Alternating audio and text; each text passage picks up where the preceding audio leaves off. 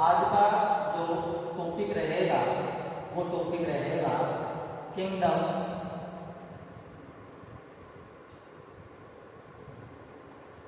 System.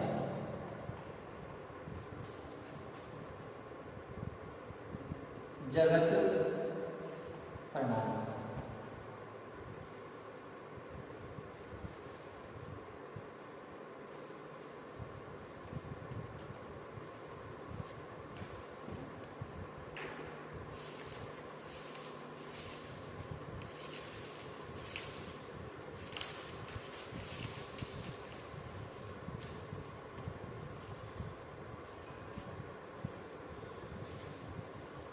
इससे पूर्व के वीडियो के अंतर्गत हमने कहाँ तक पढ़ा था, यहाँ तक पढ़ा था द्विनाम पद्धति किस वैज्ञानिक ने दी थी, आपको ध्यान है, कैरोलस लीनियस ने। इस कैरोलस लीनियस ने जब द्विनाम पद्धति दी तो इन्होंने बताया था कि किसी भी एनिमल का जिसे अपन वैज्ञानिक नाम रखते हैं तो पहला नाम उनके वंश का और दूसरा नाम उसके क्या का होता है, जाति का होता है। इस आधार पर किसी का नामकरण किया जाता है, उस नामकरण को वैज्ञानिक नाम के नाम से जाना जाता है। जैसे इसका है आपके पैंथेरा टिग्रिस, पैंथेरा टिग्रिस, ये आपके बाघ टाइगर का वैज्ञानिक नाम है, बाघ।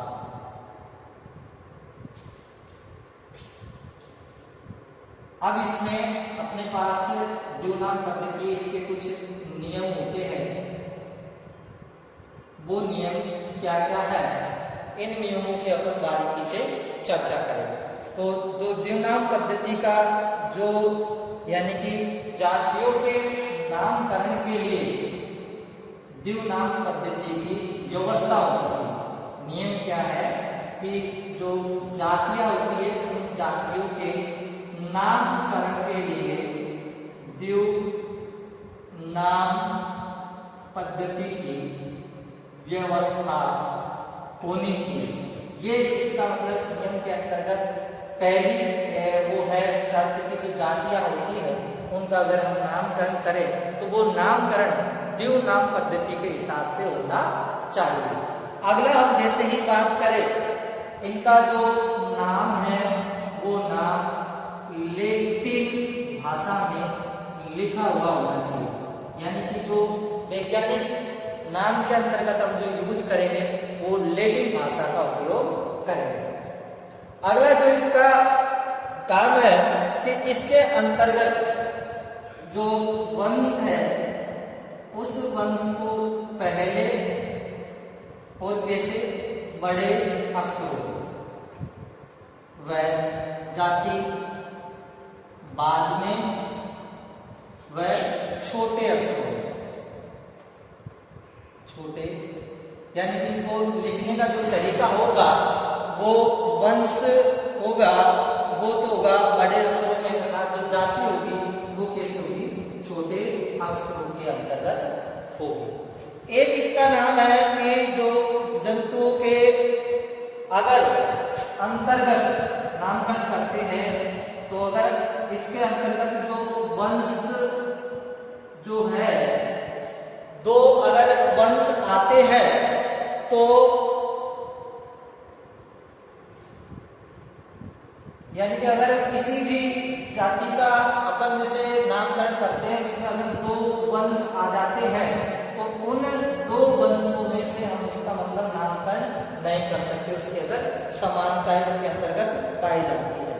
और यदि जाति का नाम भिन्न भिन्न हो तो पहले जो प्रकाशित होगी यानी कि प्रकाशित जो जाति होगी उस जाति को ही अपन वैज्ञानिक नाम के अंतर्गत है जो मान्य करते हैं। फिर इसके बाद में हम अगर किसी ने वैज्ञानिक ने किसी भी जाति या किसी भी जंतु का अगर नामकरण किया है तो वो अपने यानी कि जो नामकरण है उस नामकरण के बाद में अपना जो नाम होता है, अपना यानी कि वैज्ञानिक नाम तिरछे अक्षरों में लिख सकता है। तिरछे जो अक्षर होंगे उसका वो उपयोग कर सकता है। तो इस प्रकार से ये दिग्नाम पद्धति है, उसके कुछ नियम होते हैं कि नामकरण के लिए दिग्नाम पद्धति हुई लेखित भाषा में पहला वंश का बड़े अक्षर, फिर जाति, अगर मान लीजिए किसी भी वंश के अंतर्गत जो जातियां आ जाती है और उनमें से जो प्रकाशित जो जाति होगी उसको पहले लिखा जाता है और वही नामकरण होता है। और नामकरण के लिए अगर वैज्ञानिक अपना नाम देना चाहते हैं तो जाति किसके नाम से यानी कि जंतु का जो वैज्ञानिक नाम है उसके पीछे वैज्ञानिक नाम तिरछे अक्षरों में लिख सकता है। फिर इसके बाद में आती है इसमें त्रिनाम पद्धति। इस त्रिनाम पद्धति को देने वाले जो वैज्ञानिक है उन वैज्ञानिक का नाम है स्ट्रीटलैंड एंड हक्सले। इस वैज्ञानिक ने त्रिनाम पद्धति दी थी। उन्होंने त्रिनाम पद्धति के अंतर्गत क्या है, जो जाति होती है उस जाति के अंतर्गत ही किसी जंतु के समान लक्षण होते हैं और कुछ भिन्नताएं होती है, तो उस आधार पर जाति को एक उपजाति में बांट दिया जाता है। और बांटने पर इसे फिर किसके नाम से यानी कि वंश,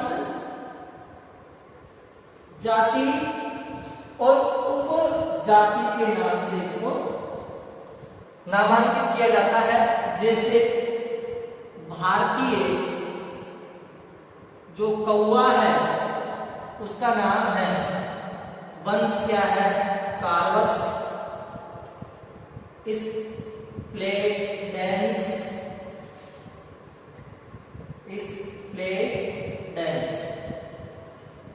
ये उसका त्रिनाम पद्धति के अंतर्गत नाम हो गया। कार्वस, स्प्लेंडेंस और स्प्लेंडेंस, ये भी क्या है, जाति के समान लक्षण रखता है, इसलिए इसको उपजाति दे दिया और ये त्रिनाम पद्धति। तो इस प्रकार से हमारी जो नामकरण की जो पद्धति है वो कंप्लीट होती है। और अब हम जगत सिस्टम यानी कि जो जगत प्रणाली है उसके बारे में हम अपन अध्ययन करेंगे। फिर वीडियो के अंतर्गत ये थोड़ा सा अपना जो टॉपिक है वो रह गया। अब स्टार्टिंग जैसे अपन करते हैं जगत प्रणाली के अंतर्गत, तो सबसे पहले जो संपूर्ण जगत है उस संपूर्ण जगत को केरोलस वैज्ञानिक ने, जिन्होंने क्या दी थी, द्विनाम पद्धति दी थी, उन्होंने संपूर्ण जगत को केवल दो ही जगतों के अंतर्गत बांटा था। एक तो पादप जगत और एक इन्होंने बांटा था जंतु जगत। तो हम जगत प्रणाली की जैसे ही बात करते हैं तो इसमें सबसे पहले यानी कि दो जगत प्रणाली,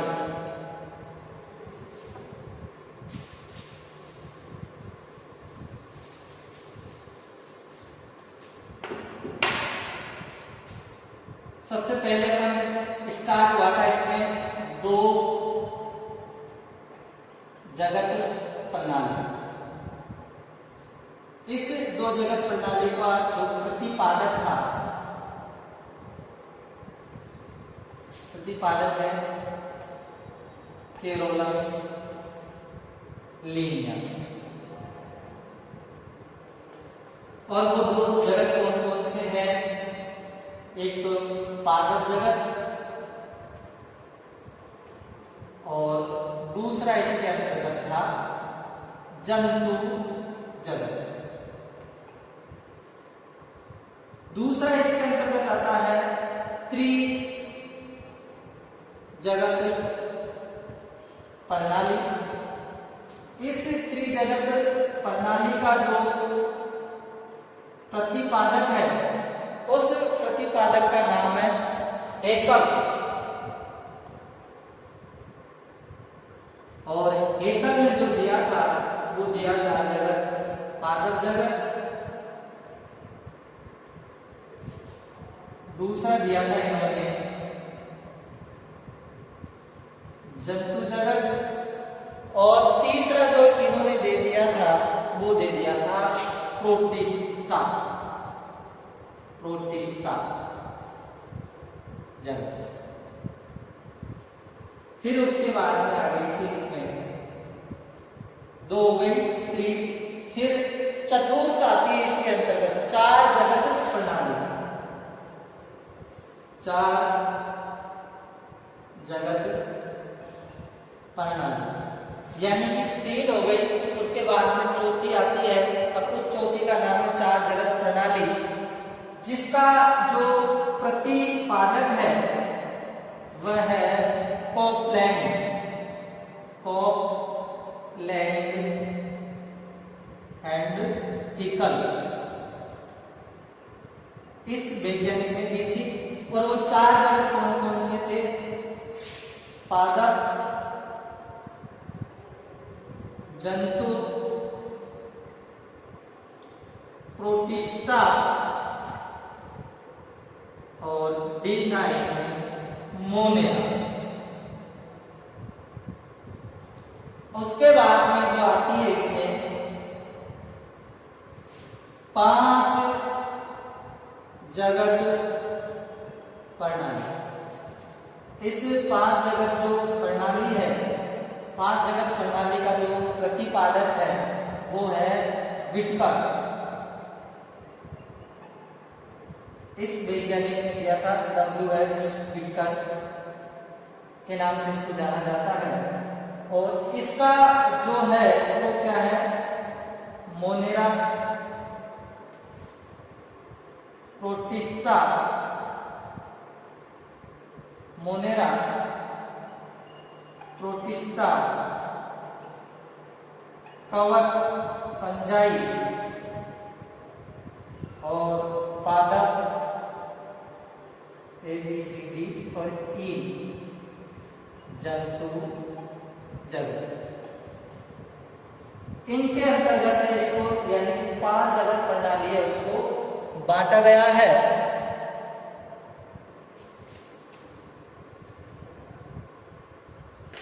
पांच जगत प्रणाली का जैसे हम वर्गीकरण पढ़ते हैं तो इसके अंतर्गत यानी कि आपको मोनेरा, प्रोटिस्टा, कवक यानी कि फंजाई और पादप जगत और जंतु जगत।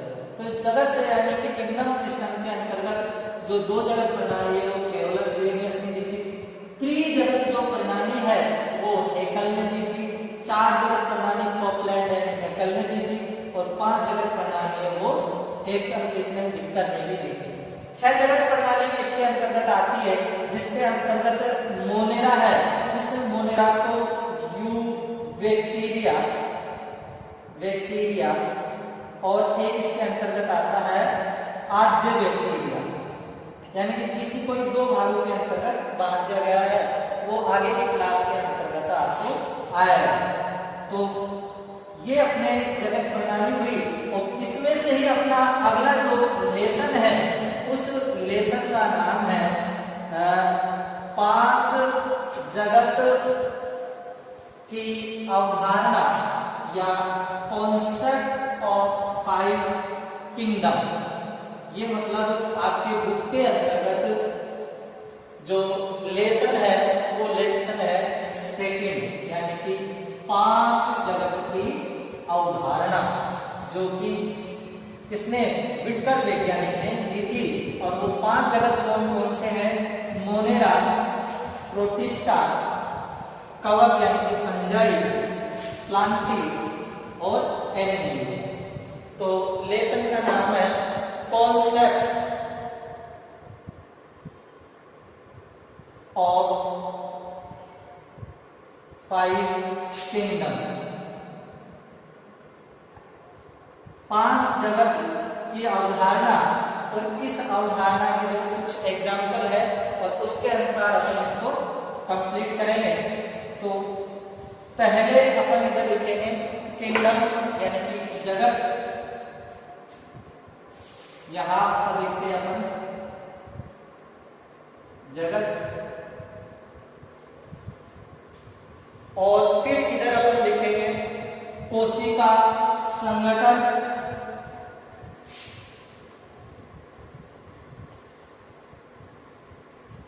कोशिका संगठन के बाद में हम इसमें लिखेंगे गमन,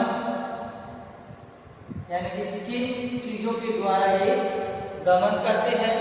और गमन के बाद में इसमें लिख देंगे हम पोषण, और पोषण के बाद में इसमें लिखेंगे हम जनन, और जनन के बाद में इसमें आ जाएगा एकदम। तो जगत सिस्टम से सबसे पहले अपन देखते हैं, फर्स्ट है मोनेरा। तो आपको ध्यान होना चाहिए कि जो मोनेरा जगत है उसके अंतर्गत विटकर वैज्ञानिक ने उन प्रोकैरियोट्स को रखा है जिनके अंतर्गत सुसंगठित केंद्रक नहीं पाया जाता हो, डीएनए नग्न अवस्था के अंतर्गत होता हो, साथ ही उसमें 70S राइबोसोम होता है। कोशिका जो झिल्ली होती है, यानी कि जो कोशिका होते हैं वो झिल्ली द्वारा परिबद्ध नहीं रहते हैं। तो क्या क्या विशेषता है इसके अंतर्गत, यानी कि इसके अंतर्गत फर्स्ट जो विशेषता लिखेंगे अपन, एक कोशिकीय, कौन से, एक कोशिकीय क्या नाम से, प्रोकैरियोटिक जीव, प्रोकैरियोटिक जीव आते हैं जिनकी विशेषता होती है कि जो डीएनए होगा वो कैसा होगा, नग्न और वृत्ताकार वो पाया जाएगा। 70S राइबोसोम पाए जाएंगे। अगली इसका जो कैरेक्टर है वो है कि इनके अंतर्गत जो कोशिकांग होंगे वो कोशिकांग कैसे होंगे, यानी कि झिल्ली बद्ध, यानी कि झिल्ली नहीं पाई जाएगी, झिल्ली बद्ध कोशिकांग एब्सेंट होते हैं।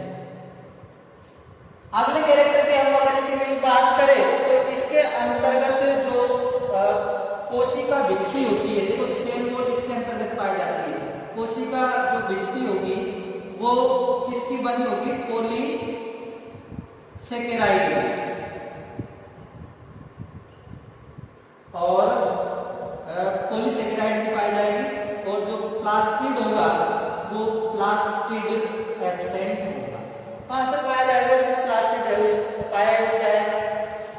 साथ ही इसका जैसे गमन की बात कर लेते हैं तो भाई मोनेरा है, एक कोशिकीय, अब इनके अंतर्गत पैर वगैरह भी पाए नहीं जाते हैं और इनमें गमन के लिए संरचना पाई जाती है और उस संरचना का नाम है कसाब, यानी कि कसाब की सहायता से, यानी कि जो एनिमल्स होते हैं जैसे इस प्रकार से एनिमल्स होते हैं इनमें इस प्रकार से लंबी धागेनुमा स्ट्रक्चर पाई जाती है, इन स्ट्रक्चर को बोलते हैं कसाब।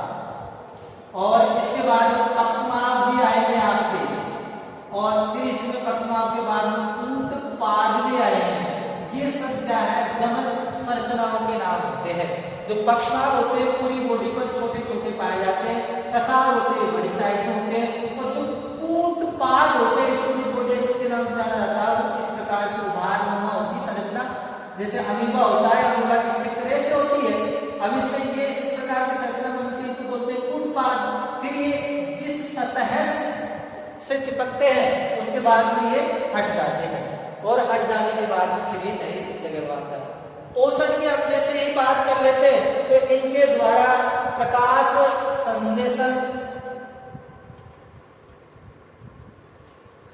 व अवशोषण के द्वारा ये क्या करते हैं, पोषण करते हैं अवशोषण के द्वारा।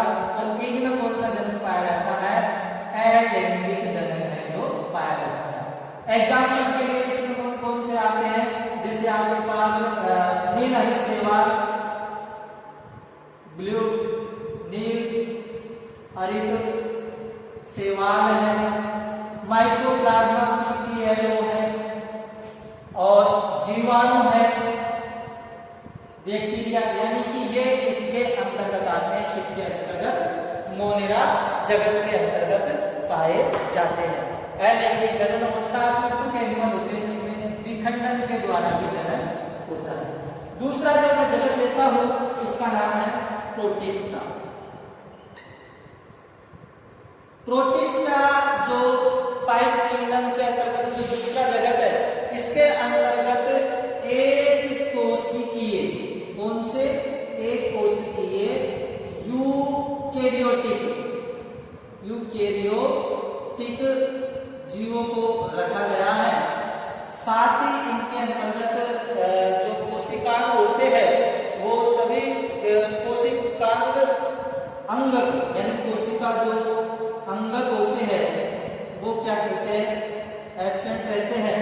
साथ ही इसमें जो पाए जाएंगे डीएनए स्टोरयुक्त और असीएस यानी कि डीएनए जो पाया जाएगा वो स्टोर प्रोटीन से आवृत रहेगा और जो राइबोसोम होगा वो राइबोसोम 80S प्रकार का होगा। अब इसके अंतर्गत जो जंतु गमन करेंगे वो कसाबों व पक्षमार्गों की सहायता से गमन करते हैं, यानी कि कसाब भी पाए जाएंगे, पक्षमार्ग भी पाए जाएंगे और एक और पाया जाता है इसमें कूटपाद, जो कि मैंने आपको तीनों बता दिए हैं। यानी कि कसाब क्या होते हैं, पक्षमार्ग क्या होते हैं और कूटपाद है जो क्या होते हैं। इनमें हम बात कर लेते हैं तो पोषण की तो प्रकाश संश्लेषण और अवशोषण के द्वारा ये पोषण ग्रहण करते हैं। इनमें को अलैंगिक जनन कहा जाता है, अलैंगिक जनन। और इसके जो एग्जाम्पल है वो है आपके यूग्लिना, क्लेमाइडोमोनास,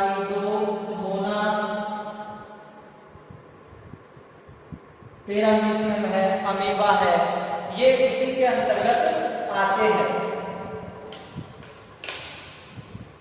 कुछ जैसे माने क्लेमाइडोमोनास में और पैरामीशियम में भी लैंगिक जनन की प्रक्रिया कराई जाती है, तो इसमें अलैंगिक व लैंगिक यानी कि दोनों ही जनन पाए जाते हैं। अब तीसरा जो अपने इसके अंतर्गत आता है वो आता है कवक यानी कि फंजाई। उस कवक के अंतर्गत पाए जाएंगे बहुकोशिकीय यूकेरियोटिक जीव आएंगे, बहुकोशिकीय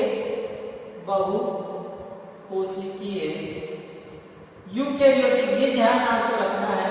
यूकेरियोटिक एनिमल्स होते हैं उनको इसके अंतर्गत रखा गया है और इनके अंतर्गत जो प्रकाश संश्लेषण होता है वो प्रकाश संश्लेषण की क्रिया है वो एब्सेंट होती है। साथ में ही इनमें जो प्लास्टिड होता है वो इसके अंतर्गत नहीं पाया जाता और जो संचित भोजन होता है, संचित भोजन ग्लाइकोजन के रूप में होता है, ग्लाइकोजन के रूप में पाया जाता है। गमन इसमें पाता ही नहीं तो गलती पकड़ नहीं लगती है। पोषण है वो किसके द्वारा होता है, इसमें अवशोषण के द्वारा होता है। और जनन की जो प्रक्रिया होती है वो कैसे होती है, इसमें अलैंगिक, और इसमें लिख सकते हैं सभी प्रकार की जो कवक है, एक इसमें होती है रस्त, इष्ट, ये सब इसके क्या है, एग्जाम्पल है। साथ ही इसमें एक और एग्जाम्पल लिख सकते हैं आप, लाइकेन भी इसके अंतर्गत पाया जाता है। तो अवशोषण हो गया, अलैंगिक जनन है जो इसके अंतर्गत है वो पाया जाता है। अब आप सब जानते होंगे प्लांटी है, इस प्लांटी के अंतर्गत बहुकोशिकीय यूकेरियोटिक जीव पाए जाएंगे, प्रकाश संश्लेषण की प्रक्रिया होगी और साथ में ही इसमें जो क्या नाम से गमन होगा तो गमन कैसे पाया जाएगा, पादपों के अंतर्गत वो एब्सेंट पाया जाएगा। और इसमें एब्सेंट रहेगा और पोषण है वो पोषण किसके द्वारा करते हैं, ये स्वपोषण होते हैं, यानी कि अपना भोजन स्वयं बनाते हैं। और इनके अंतर्गत जो जनन पाया जाता है वो लैंगिक पाया जाता है और कुछ जो प्लांट्स होते हैं उनके अंतर्गत अलैंगिक पाए जाते हैं। और इसमें एग्जाम्पल में क्या देते हैं हम, सभी पाद। उसके बाद में तो लास्ट कौन सा आ जाता है इसमें, जंतु जगत। तो इसमें तो आप सब बता ही देंगे जंतु जगत में कोशिका संगठन कैसा होगा, और उसके यूकेरियोटिक होंगे, प्लास्टिक पाए जाएंगे? अरे नहीं पाए जाएंगे। प्लास्टिक एब्सेंट होते हैं गमन पेशीय तंतुओं की सहायता से, पेशीय तंतुओं की सहायता से गमन करते हैं। और ये कैसे होते हैं? परागपोषण, परागपोषण यानी कि अपना भोजन स्वयं नहीं बनाते। और जनन कैसा होता है भैया? इनमें लैंगिक होता है और संपूर्ण जगत के जो एनिमल है वो इसके अंतर्गत आते हैं। संपूर्ण एनिमल यानी कि सभी जंतु होते हैं जंतु जगत के अंतर्गत आते हैं। तो इस प्रकार से कॉन्सेप्ट ऑफ फाइव किंगडम यानी कि विक्टर की जो पांच जगत प्रणाली है उसमें कुछ आधार लिया और उस आधार पर इन्होंने क्या किया? वर्गीकरण करने की कोशिश की। और उस वर्गीकरण के आधार पर हम संपूर्ण जगत को मोनेरा, प्रोटिस्टा, कवक, प्लांटिक और जंतु जगत एनिमलिया के अंतर्गत बांटते हैं। और इसके कुछ जो पॉइंट है महत्वपूर्ण कोशिका संगठन के आधार पर, गमन, पोषण, जनन और एग्जाम्पल के आधार पर हमें अलग अलग है जो क्या नाम से है अंतर करते हुए अपन इनको समझ पाते हैं। अब इसमें कॉन्सेप्ट ऑफ फाइव किंगडम के बाद में अगला जो अपना लेसन आता है वो इस लेसन के अंतर्गत हम संरचनात्मक शारीरिक संगठन के बारे में पढ़ेंगे। यानी कि जो संरचनात्मक शारीरिक यानी कि संगठन के स्तर होंगे, संरचनात्मक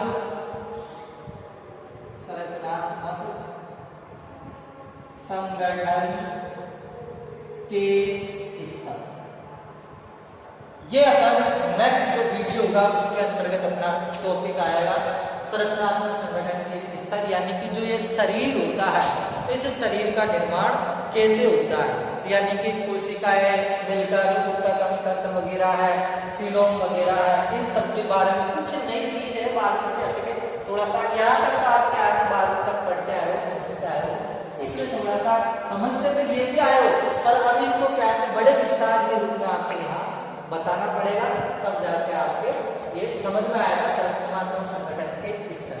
तो दोस्तों आज का अपना ये टॉपिक रहा। अब नेक्स्ट वीडियो के अंतर्गत आपसे मुलाकात होगी। तो आप इस वीडियो को ज़्यादा से ज़्यादा लाइक करें, शेयर करें और सब्सक्राइब करें। Thank you. जय हिंद।